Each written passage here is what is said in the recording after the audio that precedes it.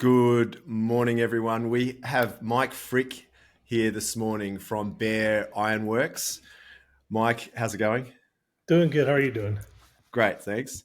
Mike and I met only a couple of weeks ago, and in those initial discussions, we spoke about some of Mike's experience in industry and in safety, and when doing really well, and what his secrets were for that. And I found it really interesting. So, Mike, do you want to just open up by telling us kind of the story that sort of led you into industry and what you did there and things like that? Well, in the beginning was I, my dad was a construction guy, and he Hmm. was also at a ranch. We raised cattle, and so we did both. And he always told me, because you're a very safety minded guy. I mean, and I guess it was because of him. He didn't realize what he instilled in me. Maybe Right.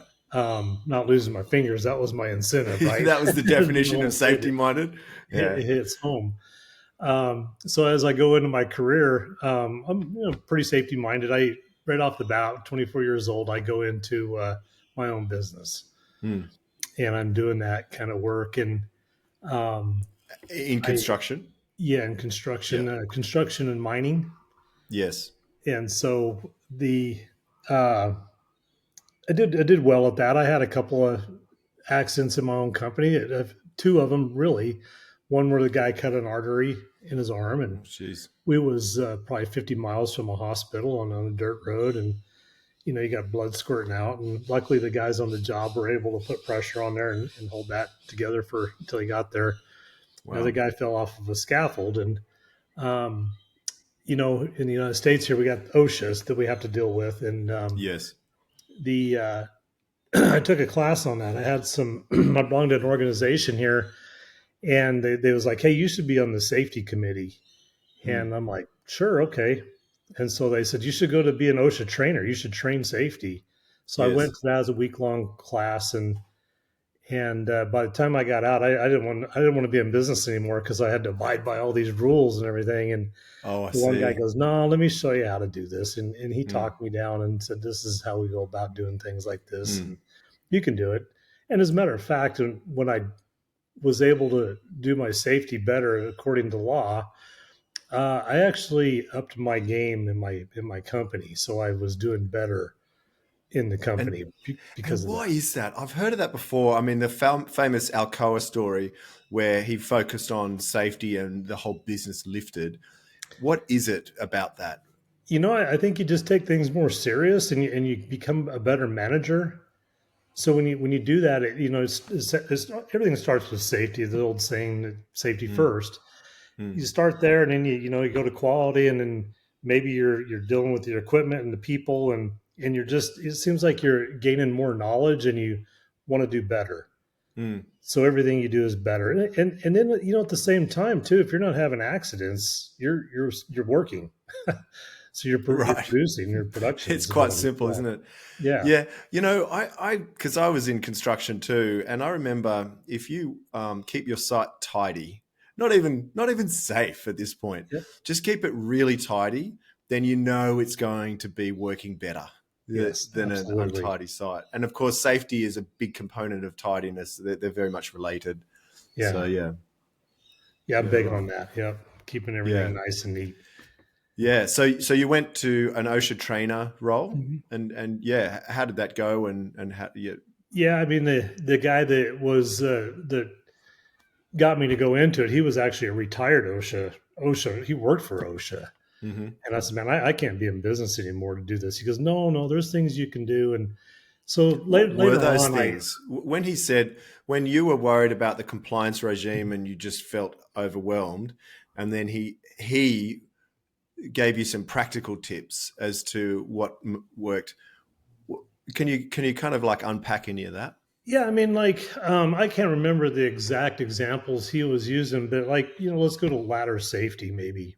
Mm, And I mean, there was so many things. There was a lot of things. And mm, I'm like, man, I'm not going to be able to remember none of this. mm, And I had a book, that we had, mm, you buy all the rules and everything. maybe it was ladder safety. Like you have to stake it down at the bottom and tie it off at the top type thing or Yeah. something like that. And I thought, man, that takes too much time. I'm not going to be able to do Mm. that. I'm not going to be able to Mm. remember to do that. And so then I think what he talked me into, and I started stumbling on it back then, is you start having a plan, Mm. kind of a work plan. And then in that work plan, you have your safety. What's the things that are going to hurt you in this task here? What kind of Yes. things can hurt you? And then address them and then go over that with the crew and say, hey, this is the things that could hurt you on this. This is what we need to be aware of today. And so, Right. getting better production. So now you're planning, you're planning for You're things having a more. conversation Yeah. with the crew. Yeah. Is that right? Is it that's so before starting, you have a simple conversation with the crew. Say, guys, what are we going to do? What can hurt us? Is it Mhm. those sorts of elements? Is it? Yeah, and they buy into it. And every time you get someone to buy in, your small crew, 3 or 4 guys or 10 guys maybe, and you bring them together and go, what's going to hurt us here? And in the beginning, it's a little uncomfortable for them, and then pretty soon they get involved with it. Right. And so they got some say into it. They'll start sharing a story maybe of another job they was on, and they would say, Got "Man, it. this is what happened here," and then you incorporate that and let them talk, Yep. and it becomes theirs, and then they get to own it. Yep. And if you can do that part of it, that's great. Yeah. Right. And are there any from that? So that sounds like a really good management discipline that Mhm. that the older, kind of wiser guy at the time handed to you, and you thought, I'm going to take that up, and that's Mhm. going to make safety practical and also helpful. Yeah. Are there any tools that help that that exist, or is it simply you with a notepad and having a conversation with the guys? Yeah, the way the OSHA book was laid out, you have your different like excavations, maybe because I was a dirt Mm, guy, and mm, you have uh, you go to that part of the book and go, okay, what do we got to be aware of here today? You got to have a mm. ladder so many feet to get out of the trench Yeah. every 25 feet, I believe it is, Okay. um, and you're planning for that, and You would go to the book, would you, or would yeah, it oh be yeah, and then more? then I've got Okay. years. I have some I experience was going to too, say, yeah. and you kind of get to know, this is what's going to hurt me. And sometimes I tell people I'm probably the most dangerous person when to be around when I'm by myself. Right, I don't have right. to worry Isn't that about the nobody at case? that time. Yeah, yeah, yeah, So I yeah, take chances, and then yeah, back, when I was a kid or growing up through the years there, whatever, yeah, I know what's going to hurt you. And then you yeah, look at the other guys, I know what's going to hurt them. And I know yeah, what's going to yeah. get them. And this is what could really, this could, this is something that's bad. And we Yes, need to address this here right now. yes.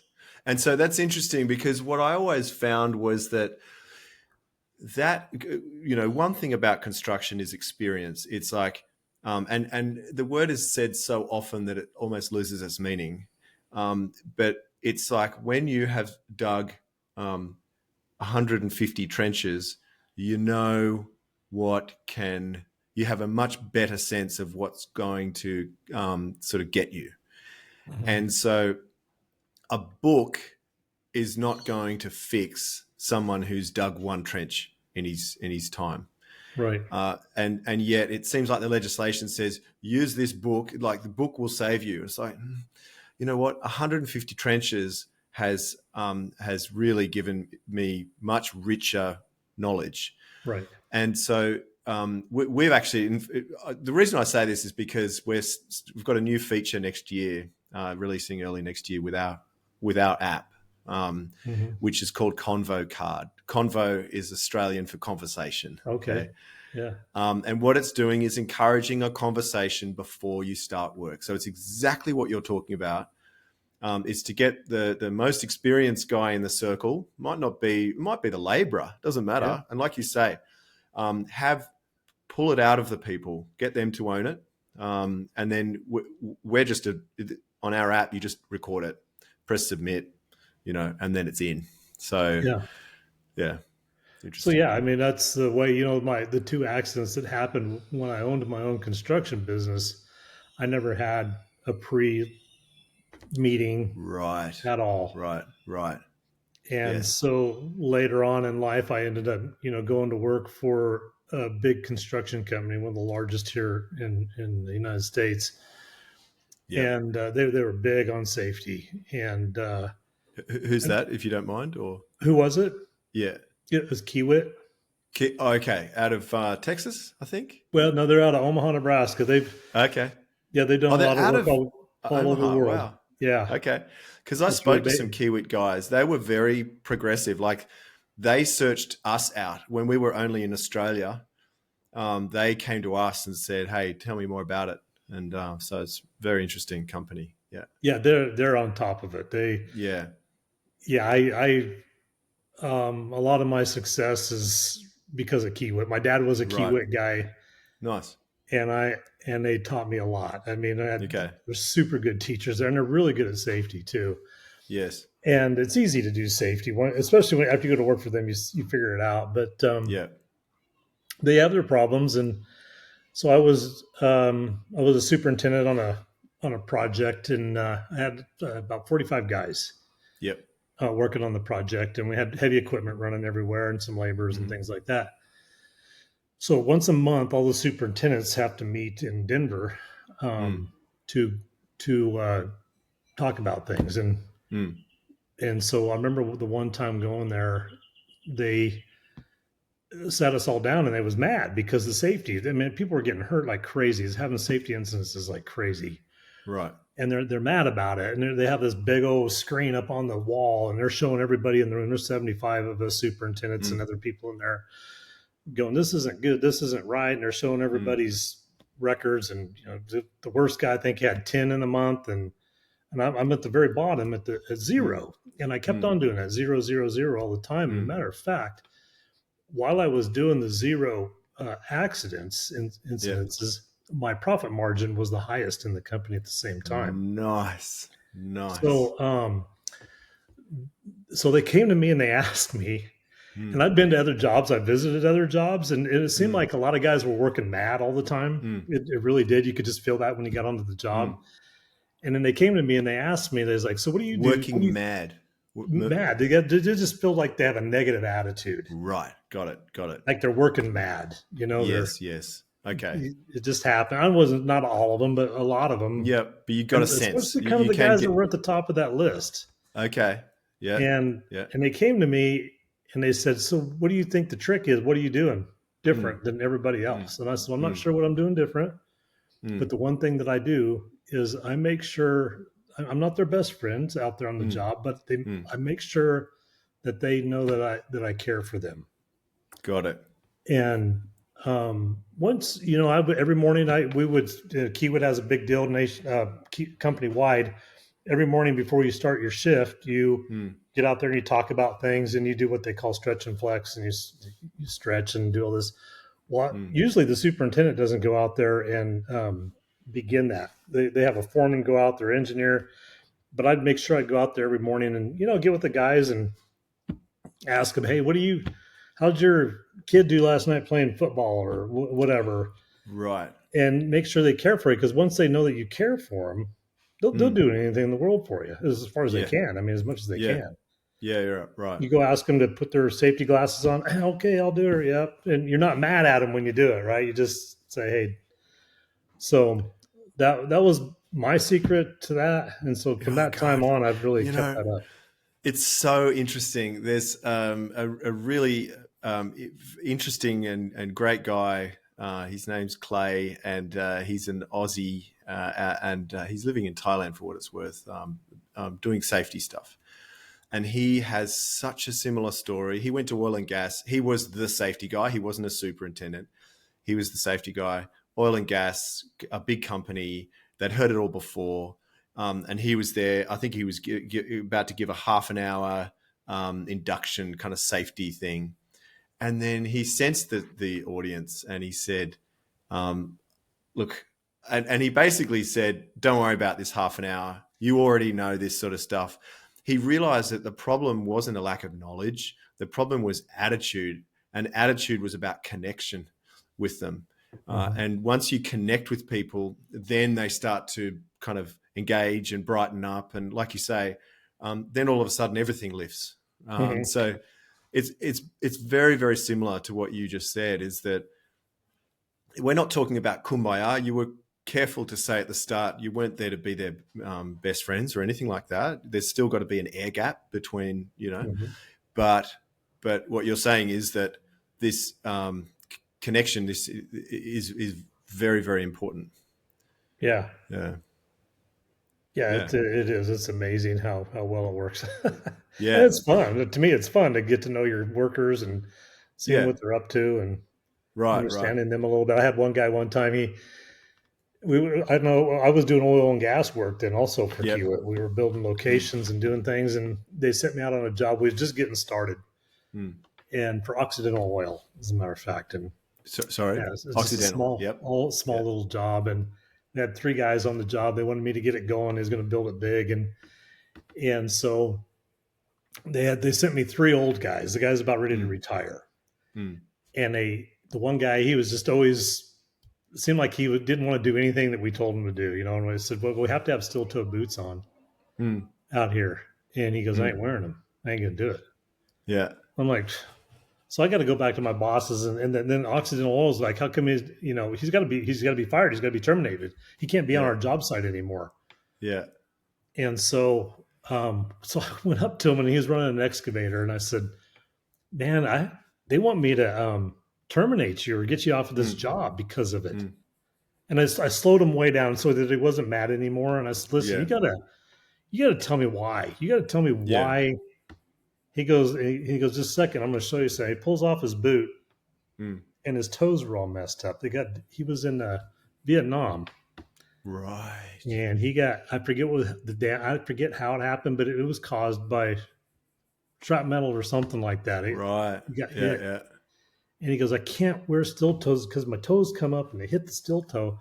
And then I went back to Occidental. I said, he can't wear them because this is the reason why. And they're like, oh, okay. Well, if there's a reason for it, I said, he's going to be in the excavator all the time. He's not getting out. Yeah. But sometimes you got to find out why someone doesn't want to do it, abide by the rules. Sure.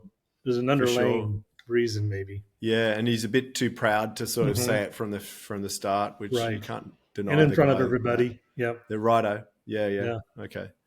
Interesting.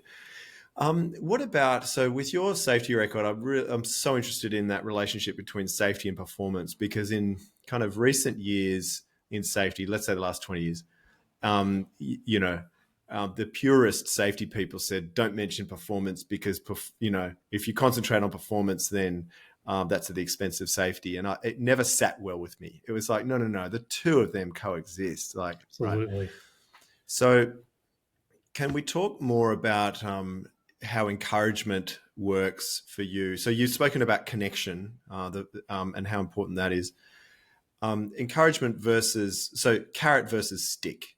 Encouraging them to be more safe versus making sure they comply. You got any thoughts on that? Yeah, actually, I've had a little bit of a situation. So I went from the construction industry to the manufacturing industry. So we manufacture construction products now, rock screens mainly.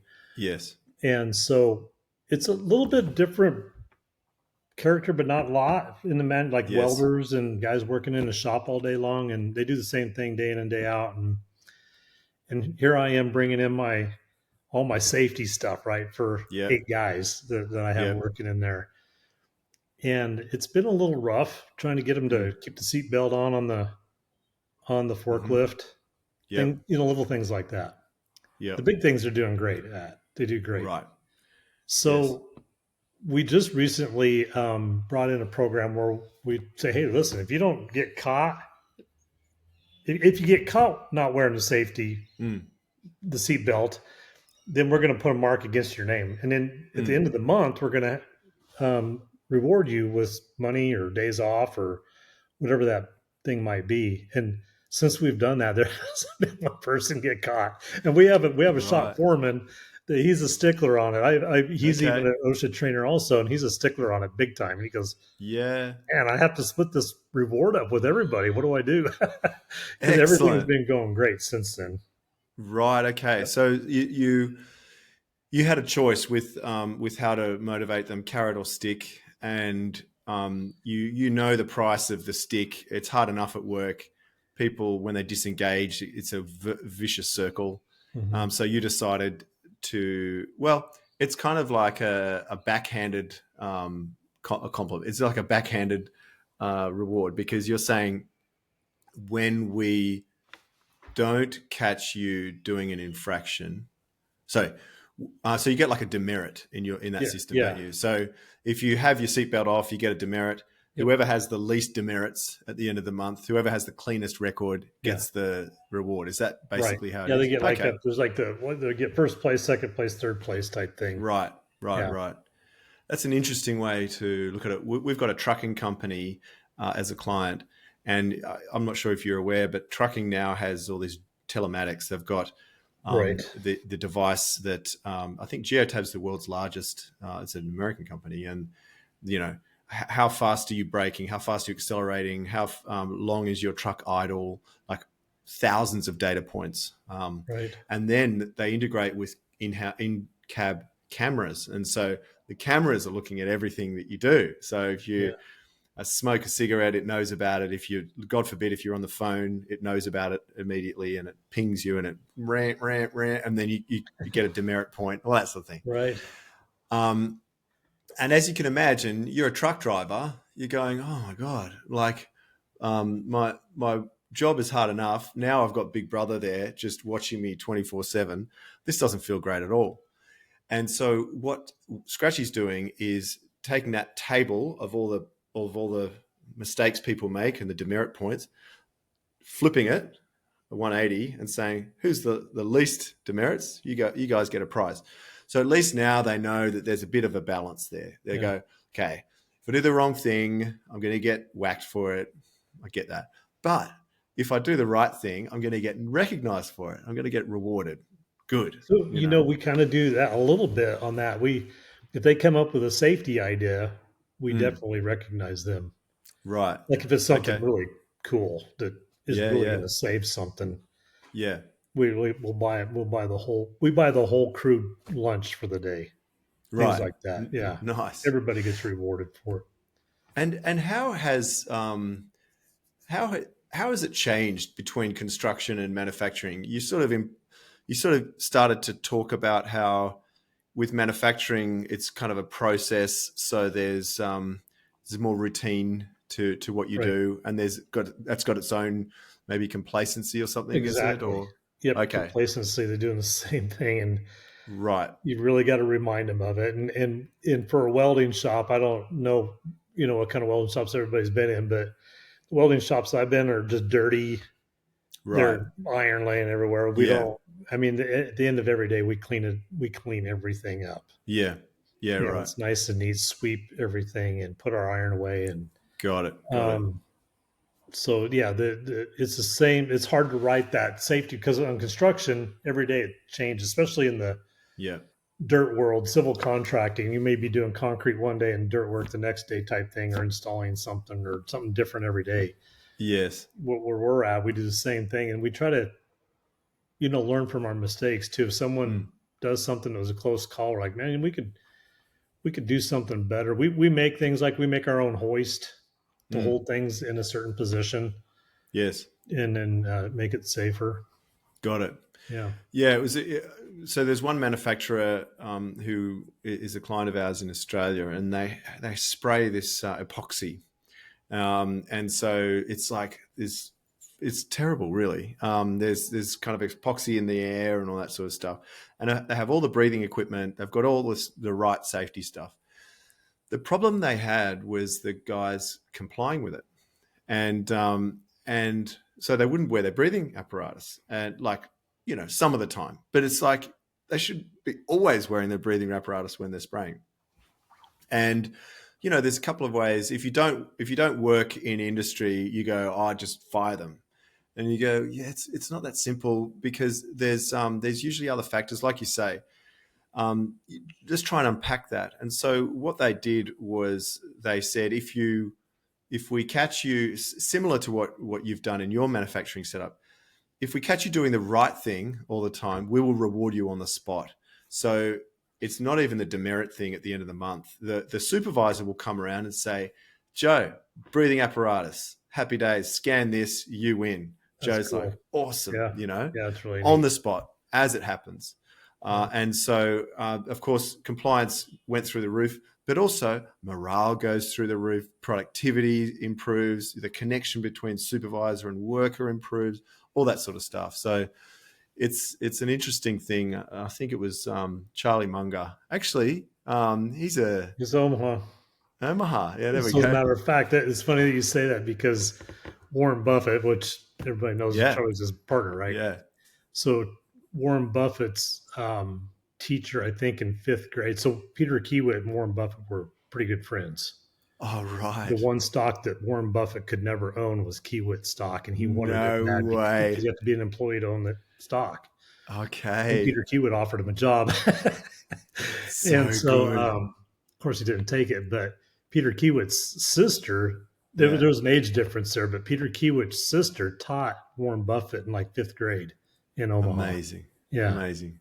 yeah, Yeah, and right. and his office is in the Kiewit Plaza, so it's in Got the it. office. Yeah, Wait, so Warren's office is in Kiewit Plaza. yeah, Gosh, that's a tie up. yeah. Well, the story and Charlie Munger has many aphorisms, lots of quotes, and one of them is he said every time I tried to estimate the power of an incentive, I underestimated it. He said the power of an incentive is crazy. He goes, show me an incentive, I will show you a behavior. Right. It's interesting how that works, and we keep forgetting, we keep underestimating that. We keep saying, no, let's save money, let's not. What I say to people from outside the US is, who's got the best table service in the world? Where are the best waitresses and waiters in the world? People say it's the US. It's like that's where the best service is. It's like, what country has tipping built in to the DNA of service? And they go, it's the US.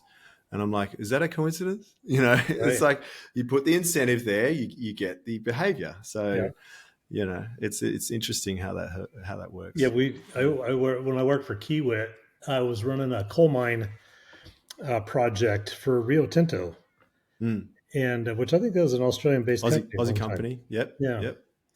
And so the their safety incident, this is crazy. Not only were they top wage earners at this mine, Yes. there's 300 or 400 coal miners there, strip Yes. mining, big heavy equipment. Yep. Yep. And so they had a safety incentive.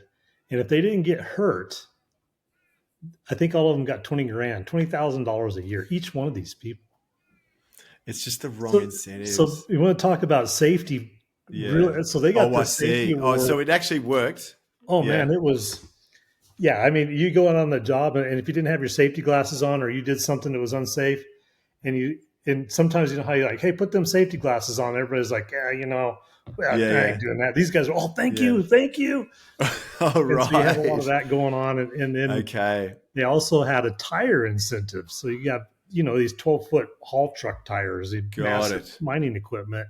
Got it. And so them things cost a lot of money. And if there was a rock in the road, everybody had a radio, and everybody would go, hey, there's a rock over here in such and such road. Man, the old road grader was going over there and knocking it off the road. So they also, I think they got like $10,000 incentive on after the budget for tires. At the end of the year, they got to share in that profit. Right. So Rio really understood the power of incentives. Oh man, yeah. And I think what I've noticed with safety is the incentives are so powerful that if you are not careful, you're going to incentivize the wrong behavior. Mm-hmm. And what we've seen in oil and gas is an extension of what you said there. They say to the managers, if you have low lost time injuries, or let's say no LTIs on this job, we will give you a massive bonus. And so they get that. They get no LTIs.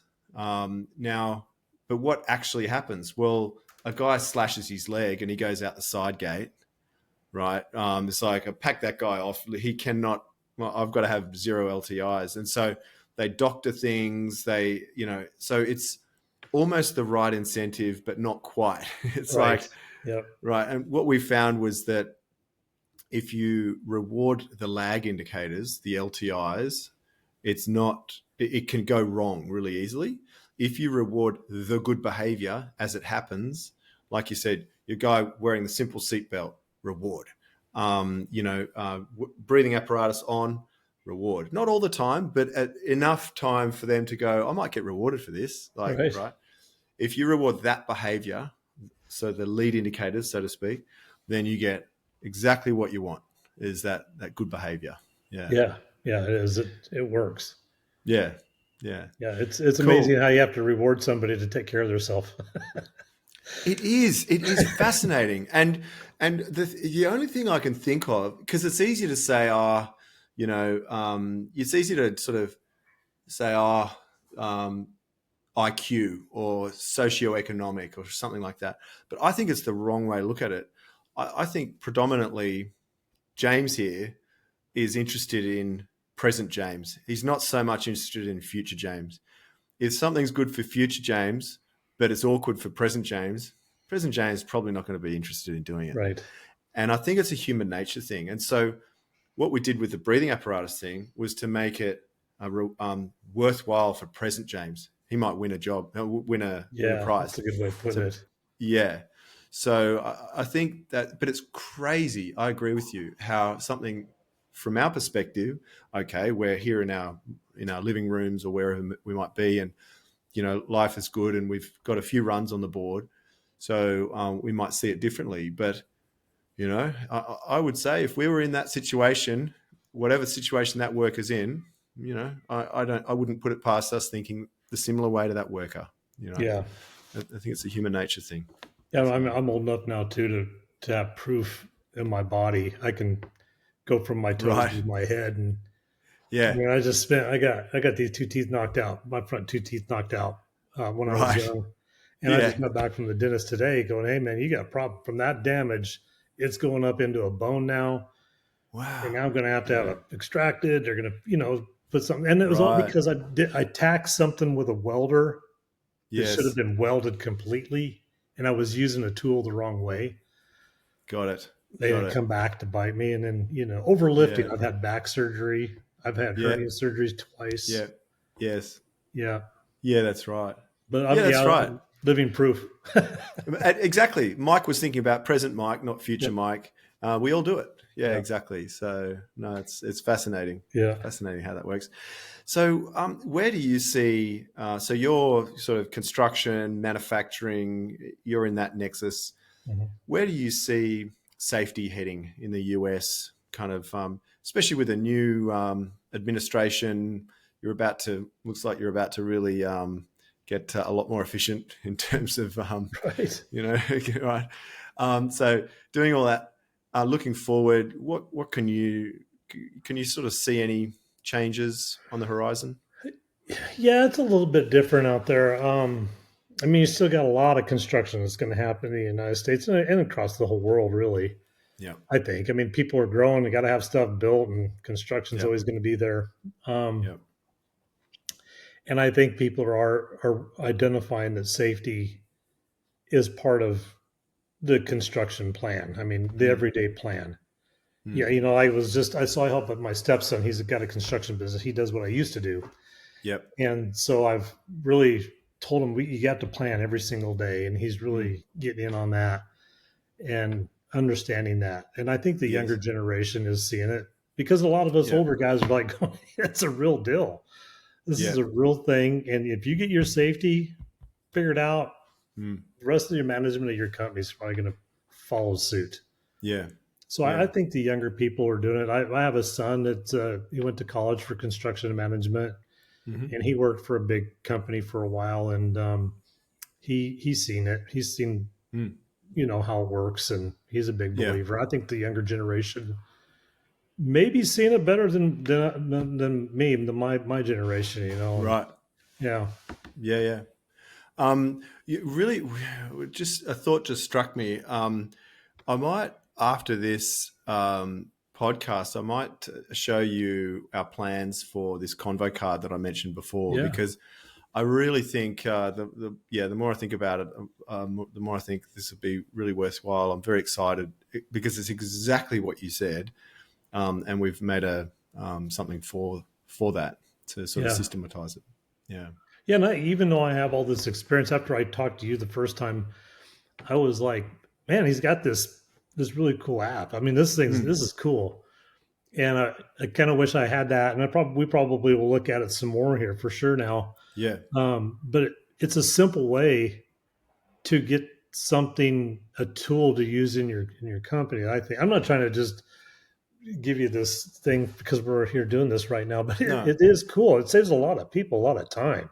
totally. It very much aligns with your management. Yeah. And it's funny, the people that we've spoken to, because it's a whole new category. The thought of rewarding people for being safe is completely new in Australia. Mhm. Australia, the last, and the States for that matter. And we're only just coming to the States next year. We're not even there yet. But we would find when we explained in the early days 2-3 years ago what we were doing, you get this different reaction on the other side of the table, and you see people's eyes glaze over, and you're like, this is not for you. Like, it's Mhm. simply, I'm not going to try and sell it. It's just, Right. and then and then in other occasions, you see people go, oh my God, where have you been? This is Yeah. amazing. I want this Yep. tomorrow. Like, it's, Yeah. and we had that conversation with McDonald's. We spoke to a very influential franchisee in Sydney with many stores, and we didn't even have to. There was no sort of pitch. There was no sell. As soon as he knew in advance what we did. He was like, "Let's go." Let's Yeah. talk about implementation. This is awesome because they've found that rewarding their workers has this huge upside, and they've found that in their history since sort of 1970. Um, Yep. yeah, I don't know if, in fact, I might mention this story while we're here. Peter Ritchie was so McDonald's Australia was a laggard. It was the bottom of the tables. We had the highest paid people in Asia in our region, and lowest performing. We were terrible and losing money and everything else. Peter Ritchie was the founding managing director. He started to make money after a few years. He started to make money, but we were still at the bottom of the tables. And as you know, McDonald's, like quick serve restaurants, they measure everything. And we were still at the bottom, but we were starting to make money.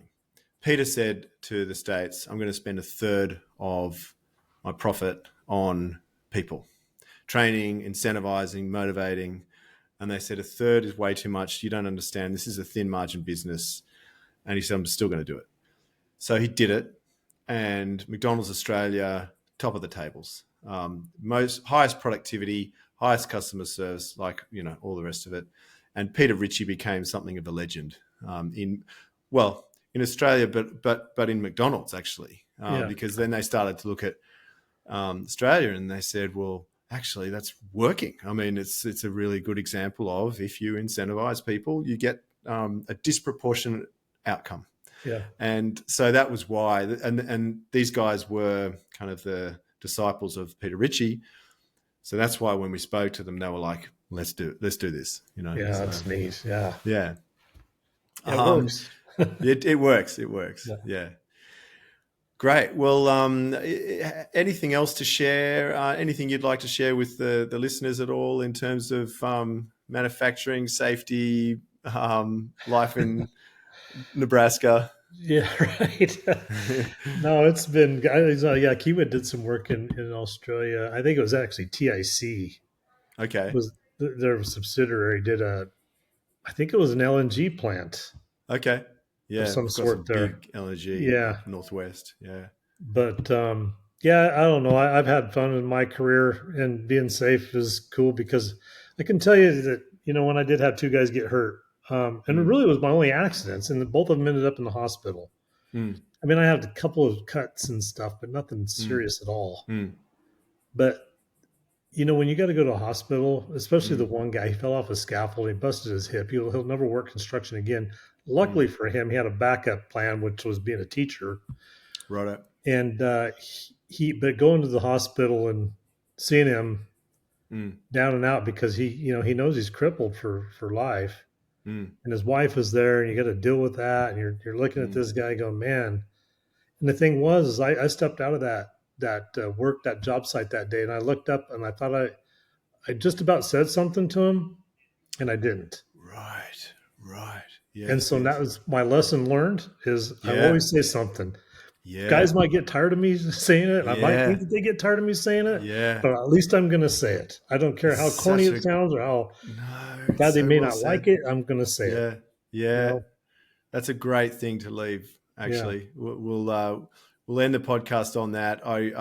Mike, I really appreciate the conversation, and I look forward to. In fact, I might ping you straight after if you've got time, and I'll go Sure. through some of the ideas. And so, yeah, we can carry that on. But thanks a lot, All and right. yeah, and we'll All speak right. soon. Yeah. Okay, Thank you. see Fun. you.